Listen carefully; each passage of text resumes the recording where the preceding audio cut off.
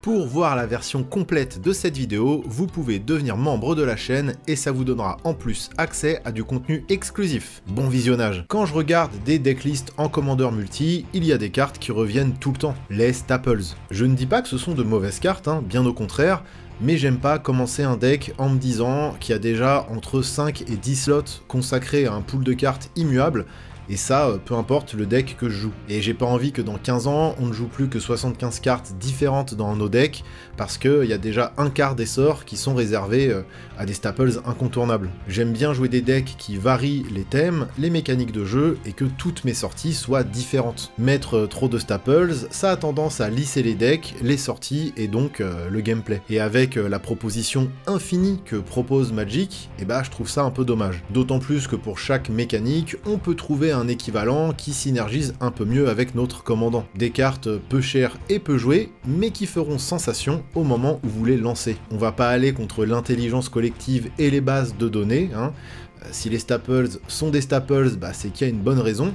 Mais aujourd'hui, ouvrons un peu nos horizons. Et commençons avec la protection. Bottes de pied agile et jambières d'éclair. Je les mets dans le même panier parce qu'elles font quasiment la même chose pour un mana de différence. Si je parle de ces deux cartes, c'est parce qu'à une époque, elles étaient automatiquement incluses dans absolument tous mes decks sans même réfléchir. Et aujourd'hui, sur EDH Rec, elles apparaissent dans environ un deck sur 4. On va se concentrer sur la carte jambière d'éclair. Dans 90% des cas, elle est là pour protéger le commandant, et pourquoi pas lui donner la célérité si besoin. Mais au final, ça ne protège pas contre les board wipes, et ça ne synergise pas vraiment avec le reste du pack, sauf s'il y a une thématique artefact ou une vraie raison de vouloir donner la célérité à son commandant, comme dans un deck Etali par exemple. Pour le reste, je me suis souvent aperçu que je n'étais pas hyper satisfait de la carte, surtout si elle ne sort pas dès le tour 2 pour équiper directement mon commandant lorsqu'il arrive au tour 3 ou au tour 4. C'est une carte plutôt budget, incolore, et donc incluse de manière très instinctive un peu partout. Mais aujourd'hui, pour protéger mon commandant, je préfère d'autres stratégies. Dans un deck bleu, je garderai toujours quelques manas dégagées pour un contre-sort. Si j'ai vraiment besoin de protéger mon commandant, autant le faire efficacement, contre n'importe quoi, et idéalement pouvoir protéger aussi mes autres permanents si besoin.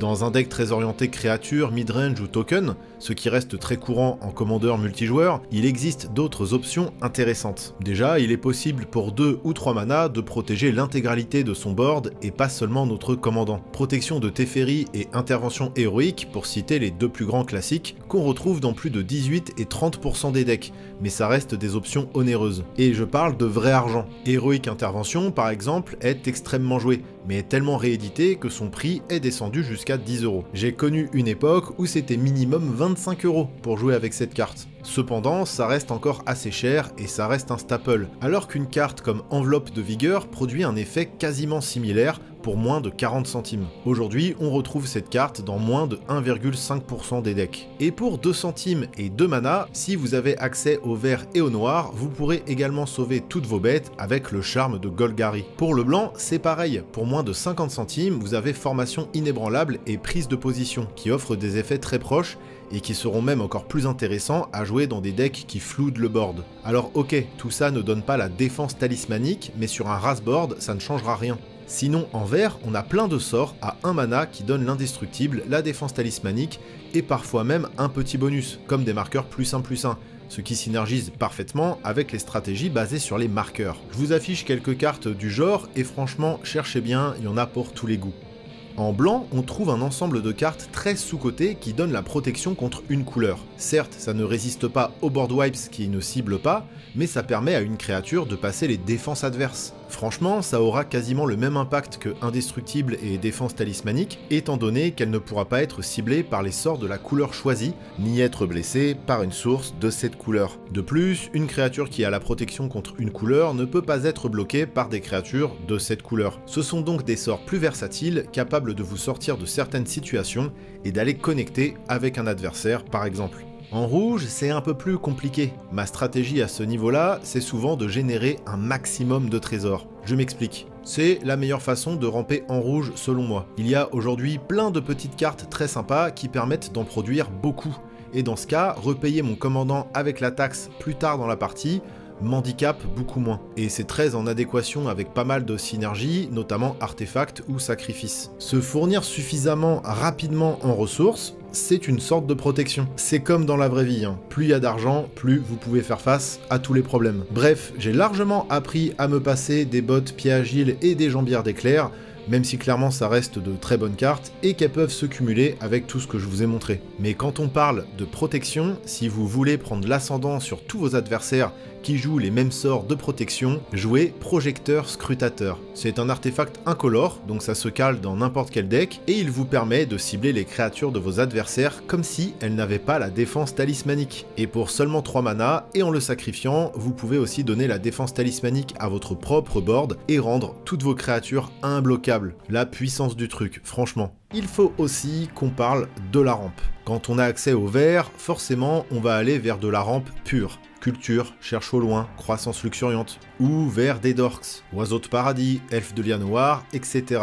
Des grands classiques qui méritent leur succès. Pour le même CCM que Culture, on a Ersage, qui est joué dans seulement 9% des decks, contre 44% pour Culture. Pour 3 mana, vous allez sacrifier un land et chercher 2 basics dans votre bibliothèque. Sauf qu'au lieu d'en avoir un en jeu engagé et un autre dans votre main, les deux arrivent sur le champ de bataille, pas engagés. En gros, vous allez payer 3 mana et sacrifier un de vos terrains déjà engagés, et donc qui a déjà fourni son mana, et derrière, vous pouvez utiliser le mana des terrains que vous avez tuto. Mais en soi, ça fait plus de mana disponible dans le tour, et en plus, ça met un terrain au cimetière. Et il y a pas mal d'avantages à avoir des terrains au cimetière. Pour le seuil, pour le délire, ou même dans des stratégies comme Landfall, bah ça peut être pratique d'avoir des terrains au cimetière. J'ai du mal à comprendre un tel écart entre Culture et Ersage. En vrai, je pense que Culture est plus réimprimée, donc les joueurs ont plus tendance naturellement à aller vers cette carte. Une carte que je joue dans beaucoup de mes decks blancs, Faucon de Cartographe. Pour 2 mana, c'est une 2-1 avec le vol, et à chaque fois qu'elle va connecter avec un adversaire, vous pouvez le remonter dans votre main et aller tuto une plaine qui va arriver sur le champ de bataille engagé. Ça veut dire globalement que si vous ne commencez pas ou que vous jouez des Boonslands, Faucon de Cartographe vous fera ramper d'un terrain tous les 2 tours, si vous décidez de le rejouer à chaque fois. Et en termes d'effet plancher, c'est un drop 2 qui vous accélère à partir du 4e tour. Oui, parce qu'il faut qu'il attaque, et en plus le terrain arrive engagé. Et puis dans une synergie aura ou équipement, ça fait un petit machin volant à équiper. Je joue aussi un tribal oiseau avec Castral, et bah il est parfait dedans. Bref, dès que je joue blanc, c'est assez rare que je n'inclue pas ce brave volatile. Il y a plein de petits équivalents au sol qui eux se déclenchent dès qu'ils arrivent, donc on est sûr de faire leur effet et de ramper. En revanche, ils ne remontent pas dans la main, donc ils ne feront leur effet qu'une seule fois, sauf dans des stratégies Blink où ils seront encore plus intéressants. Il y a des pièces de rampe en équipement très sous-estimées, mais que j'adore, à commencer par la dague de radiesthésie. Certes, on va donner 2 plantes 0-2 à un adversaire, mais franchement c'est pas hyper impactant. Et derrière, dès que la créature équipée va connecter avec un adversaire, vous allez la retourner. Et là, vous avez un terrain qui donne 3 mana. C'est tout bonnement énorme, ramper de 3 potentiellement dès le tour 3, c'est fat. Et pourtant, personne la joue. Il y a également quelques équipements malheureusement moins bien réputés, qui eux créeront des trésors au moment où la créature connecte. Et ça, pour un coût d'équipement moindre. Je pense notamment à la pioche de Vendor. Je trouve ces cartes très sous-cotées, et pourtant elles vont énormément vous accélérer en mana, même s'il s'agit de trésors et pas de terrain que vous allez chercher dans la bibliothèque. Avant d'aller plus loin, petit point Sol Ring. Vous l'avez vu, je vous ai donné quelques moyens de ramper assez sûrs, mais je vais pas faire crari, hein. J'ai du mal à me débarrasser de Sol Ring dans mes decks. C'est pas auto-inclus chez moi, mais à partir du moment où j'ai un commandant qui coûte 4, dont 1 ou 2 mana colorés, ou un commandant qui coûte plus que 4, là oui, j'avoue, je ne réfléchis pas trop. Pour les commandants qui coûtent 3 ou moins, ou bien qui ont trop de mana colorés dans leur coup, là, c'est un peu plus rare. Mon but, généralement, étant d'appeler mon commandant tour 2 s'il coûte 4, ou tour 3 s'il coûte 5. Alors, ramper de 2 incolores pour 1, ce sera toujours efficace quoi qu'il arrive, mais moi je le mets uniquement pour curver mon commandant tour 2 ou tour 3. Alors, c'est la bonne excuse, hein, parce que c'est souvent pour ça qu'on joue Sol Ring, hein, pouvoir curver notre commandant tour 2 ou tour 3, mais quand je vois qu'il est dans 84% des decks référencé sur EDHREC et dans 100% des packs pré-cons, je me dis qu'il faut peut-être essayer de commencer à penser autrement. Alors je sais qu'il y en a qui militent pour ça hein, sur internet, mais moi je continue toujours de me poser un peu des questions. Parce que c'est dur de résister hein, quand on veut être certain d'être à l'aise dans la partie, de pouvoir jouer nos gros sorts, et que en face, tout le monde le fait. Mais là du coup, ça ressemble juste à une course à l'armement quoi, où qui piochera son Sol Ring en premier. Et bon, c'est là qu'il faut intégrer une rule 0 avec votre playgroup. La loi 0, c'est la discussion que vous avez en amont avec vos partenaires de jeu pour savoir ce que vous avez le droit de faire ou pas à la table, et ce, peu importe ce que le Rules Committee a décidé pour le format. Chez moi, on a commencé à aborder le fait qu'on n'aurait pas le droit de jouer un Sol Ring avant le tour 3. Bon, ça reste très frileux, mais le sujet a été abordé, et de ce que j'observe dans mon playgroup, c'est que celui qui joue le Sol Ring tour 1 a quand même de fortes chances de gagner la partie, malgré le fait qu'il va s'attirer les foudres de la table. Et c'est le minimum, parce que ça compense un petit peu. Après, une observation personnelle et un ressenti, ça vaut pas de vraies expériences scientifiques répétées un nombre de fois suffisant pour en tirer des conclusions. Et à ce niveau, malheureusement, il n'existe pas de source 100% fiable. Certaines études, dont celle de l'équipe de la Command Zone par exemple, faite sur plus de 300 parties, montre que Sol Ring dans un pack n'augmenterait pas significativement le win rate. Cependant, c'est une étude qui date de 2018 et qui contient pas mal de lacunes, comme toutes les expériences du genre que j'ai trouvées sur internet. Mais on va pas se mentir, Sol Ring est une carte qui déséquilibre les parties quand elle est jouée en début de game. Ou en tout cas qui crée toujours la même dynamique déséquilibrée quand il est joué au tour 1 ou au tour 2. J'ai jamais eu d'opinion tranchée sur cette carte, mais vu que la vidéo consiste à aller voir plus loin que les staples, fallait bien que j'expose un peu mon indécision sur cette question, sur cette pièce de fast mana tolérée quoi. Mais maintenant, on va parler de la pioche. Alors maintenant, il existe 1001 façons de piocher efficacement, et ce, dans toutes les couleurs. Mais je vais vous donner quelques cartes budget que je trouve très sous-cotées, et qui franchement rendront vos parties bien plus sécurisées, et ça sans avoir à passer par des staples. Alors, cette carte, c'est Onry de Passion Carton qui m'a motivé à la jouer, et je ne l'ai jamais regretté. C'est beaucoup trop bien. Trêve précaire, en plus de créer de la politique intéressante à la table, va vous faire piocher une petite demi-douzaine de cartes au cours de la partie. Certes, un autre joueur que vous piochera aussi, mais pensez bien à toujours enchanter un bon copain ou un joueur à la traîne. Un peu plus connu, Loran de la 3ème voie, en plus d'être un pet enchantement, et c'est assez rare pour ne pas le mentionner, vous fera aussi piocher vous et un bon copain si vous l'engagez. Ça fera pas autant piocher qu'une Esper Sentinelle, mais ça coûte 10 fois moins. De vrai argent, dés d'argent, une carte sous-cotée jouée dans seulement 0,3% des decks. Vous la jouez pour 2 mana et très vite elle va accumuler plein de compteurs huile. J'adore l'huile. Ensuite, vous pouvez l'engager pour 2 mana et retirer 2 marqueurs pour exiler un permanent. Oui, rien que ça. Et son contrôleur piochera 2 cartes. Déjà, c'est un super outil de pression. Vous pouvez renvoyer un commandant en zone de commandement sans problème. Mais surtout, de votre côté, en réponse à une gestion ou simplement en exilant un de vos petits tokens sans trop d'importance, vous piochez 2 cartes. C'est hyper polyvalent, hyper fort et vous allez piocher masse. En noir, beaucoup de gens sont passés à côté, mais pour seulement 3 mana en éphémère, vous allez pouvoir piocher une tonne de cartes si vous lancez des comptes décors dans la bonne fenêtre. Et des fenêtres, vous allez en avoir plein durant une partie, parce que vous piocherez autant de cartes que de créatures mortes de votre côté ce tour-ci. Donc, après une phase de bloc, une attaque qui tourne mal, ou même une vrasse, ça marche parfaitement. Là, vous sécurisez clairement un avantage avec cette carte. Dans des mécaniques de sacrifice, c'est encore plus sale, mais ça rentre à peu près partout. Moi, par exemple, dans Grande Dent, après avoir utilisé plusieurs fois sa capacité pour gérer des boards adverses, pour 3 mana, hop, je me refais une main complète. Bref, c'est top et ça coûte entre 50 centimes et 1 euro. Vous pouvez ranger vos arènes phyrexianes ou vos nécropotences.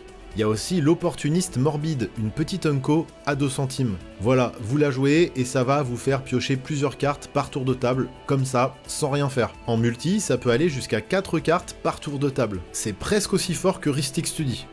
Bon, en vrai, rien ne vous fera plus piocher que cette maudite Rhystic Study. Évidemment, c'est juste le meilleur piocheur en format multi, on fera jamais mieux. Cependant, je vous invite à aller voir du côté de ces auras à 1 mana qui permettent de piocher dès que la créature connecte. Évidemment, ça marche très bien avec les créatures qui ont des capacités d'évasion. Et en multi, on peut toujours espérer avoir quelqu'un chez qui la créature peut aller taper un coup.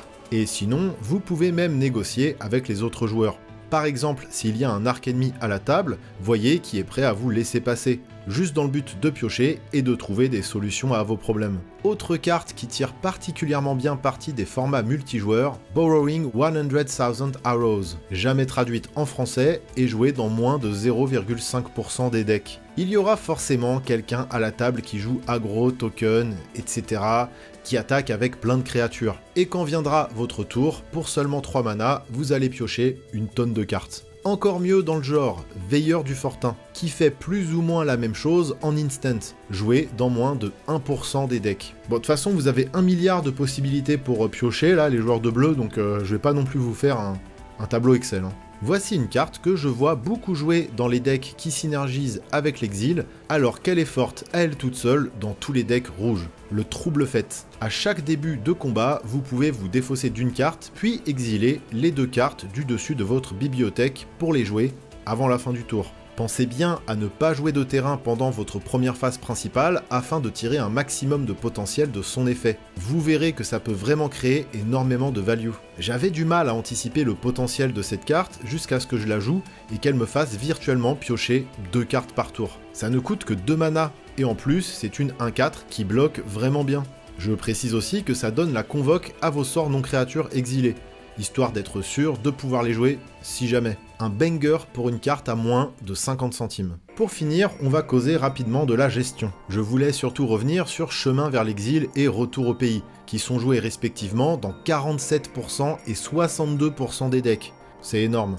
Alors oui, ça fait le taf, simple, efficace, mais il y a bien plus méchant à Magic, surtout quand il s'agit de gérer un commandant adverse qui prend un peu trop de place. Joué dans seulement 5% des decks, Mutation de Sombracier peut littéralement sceller un commandant ennemi et il ne bougera plus. Pour 2, la créature ciblée devient une 0/1 indestructible, donc votre adversaire ne pourra même pas bloquer avec, ni la détruire pour la remettre en jeu plus tard. À moins qu'il ne lance lui-même un chemin vers l'exil sur son propre commandant, ou qu'il trouve un autre moyen de le faire quitter le champ de bataille, il finira la partie sans son atout principal. Les casse-enchantements, c'est pas non plus ce qui court les rues, donc bon courage pour se débarrasser de cette aura. C'est très vilain, et il y a quelques équivalences en bleu, un peu moins méchante parce qu'elle ne donne pas l'indestructible, comme protection de témoin pour seulement 1, ou encore grenouillifié, c'est toujours très satisfaisant de transformer un gros dragon en petite grenouille 1/1. Joué dans seulement 2% des decks, il y a Song of the Dryads aussi, ça transforme un permanent en forêt. Bon bah c'est horrible pour celui qui se fait enchanter son commandant,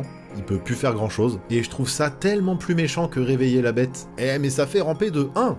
Sympa. Il y a son équivalent en bleu aussi, qui est Prisonnier de la Lune, joué dans 4% des decks. Bref, on perd l'effet de surprise des anti-bêtes joués en éphémère, mais je trouve ça bien plus vil et rigolo que le classique « pour un je t'exile ta créature » pour gérer de grosses menaces adverses. J'espère que cette vidéo qui sort un petit peu de ce que je fais d'habitude vous a plu. S'il y a de bons retours, peut-être qu'on refera un truc du genre. Je compte sur vous pour liker, commenter et surtout vous abonner. La majorité des gens qui regardent mes vidéos ne s'abonnent pas, et pourtant, si vous saviez à quel point c'est important pour les vidéastes, vous pouvez même aller sur Tipeee, Ulule ou devenir membre de la chaîne afin de me soutenir avec du vrai argent. Bye!